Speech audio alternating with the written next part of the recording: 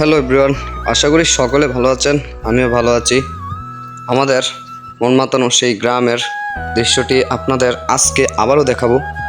দেখেন, বৃষ্টি হওয়ার পর অর্থাৎ গ্রামে এতদিন বৃষ্টি হয়েছে, মোটামুটি আজকে ভালোই রোদ উঠেছে। দেখতে পাচ্ছেন রোদের যে তাপটা। তো এদিকে মানুষের সোনালি ফসল, যেমন কৃষকের ঘরে ঘরে ধান এসেছে। এবং কি আমাদের এই খালটাতে কিছুদিনের আগে যে আমি ভিডিও করেছিলাম, সেই ভিডিওতে খালে পানি ছিল না। বর্তমানে দেখেন মানুষ মাছ ধরার জন্য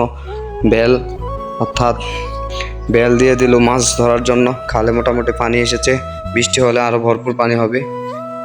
তো এই আর কি, দেখেন আমাদের গ্রামের সেই দৃশ্যটা। তো অনেকদিন পর আবার সেই গ্রামে বাংলাদেশে রোদের তাপটা কিন্তু অসহ্যকর তাপ, কিন্তু তারপরে গ্রামের মানুষ রোদের তাপটাই ভালো, কারণ মানুষের ধান এসেছে, তো ধান শুকাইতে হবে। তো আর কি, দেখেন এই যে মানুষ কাজ করতেছে, দেখতে পাচ্ছেন আসলে এদিকে রোদে হলে গ্রামের মানুষের জন্য বেশি ভালো, কারণ খড়কুটা ইত্যাদি ধান রোদে শুকানোর জন্য মানুষ এই রোদে খুব কষ্ট করতেছে। আসলে গ্রামে আসলে মানুষের কষ্টটা বোঝা যায়, তাছাড়া নয়। তারপরে এই যে খালের পাড়ে মানুষ খড়কুটা ইত্যাদি রোদ দিয়ে শুকাইতে আছে। তো দেখেন, তো এদিকে দেখেন আমার একটা ভাগিনা, ওর হচ্ছে খুব ভালো মানুষ। ওতে দেখতে পাচ্ছেন ধানের প্রধান নিয়ে যাইতেছে। আসলে দেখেন, এই ছোট কিন্তু গ্রামের মানুষ সবাই কাজকর্ম করে, দেখা যায় শহরের মানুষ করে, কিন্তু দেখেন গ্রামে ধান কাটা এমন এক জিনিস যে আমার ভাগিনা। ভাগিনা, তোমার কি অবস্থা? ভালো আছো? অনেকদিন পর তোমার সাথে দেখা। তো এই ধান কার এগুলা? আমাদের। তো তোমরা কেমন ধান কেমন হয়েছে এবার? তো এখানে ধান কাটতেছে কে? তোমার দাদু আছে? দাদু আর দিদা যা খুব কষ্ট করতেছে, অনেক কষ্ট হইতেছে।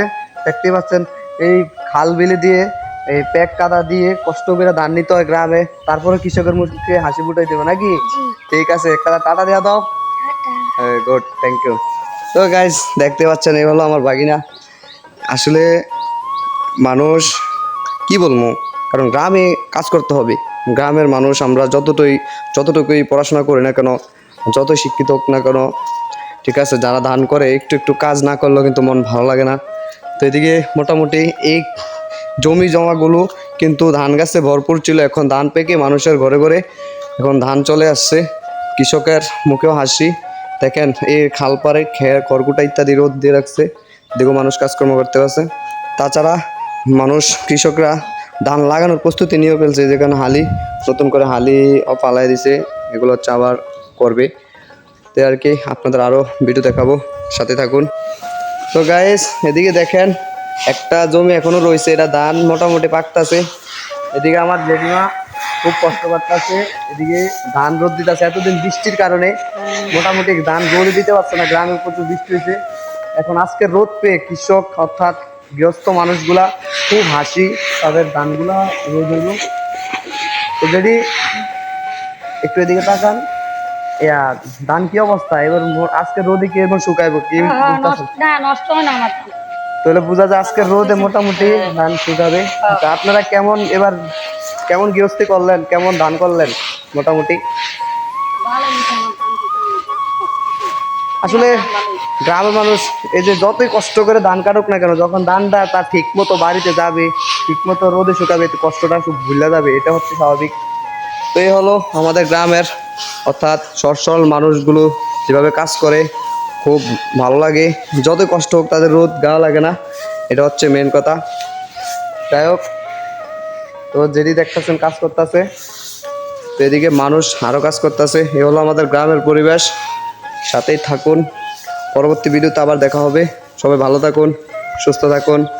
তাপমাত্রা খুব বেশি। গুড বাই, এখানে বিদায় নিচ্ছি।